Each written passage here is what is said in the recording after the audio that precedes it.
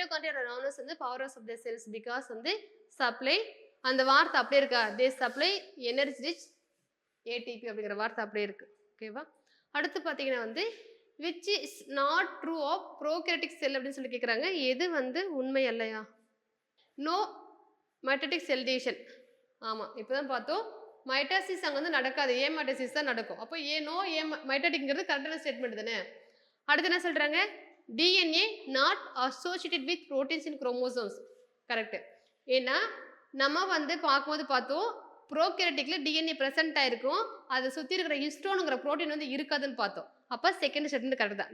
DNA not associate with ப்ரோட்டீன்ஸ்ங்கிறது கரெக்டான statement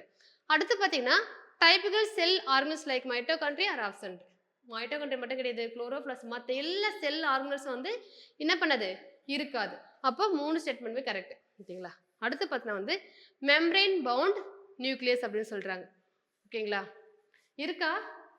நியூக்ளியைடாக தான் இருக்கும் தெளிவான நியூக்ளியஸ் இல்லை தெளிவான நியூக்ளியஸ் இருந்தால் நியூக்ளியர் மெம்ப்ரெயின் இருக்கும் அப்போது என்னது மெம்ப்ரெயின் பவுண்ட் நியூக்ளியஸ்ங்கிறது வந்து தவறானது அப்படின்னு சொல்கிறாங்க ஓகேவா ஸோ மற்ற 3மே வந்து இதுக்கான பண்புகள் தான்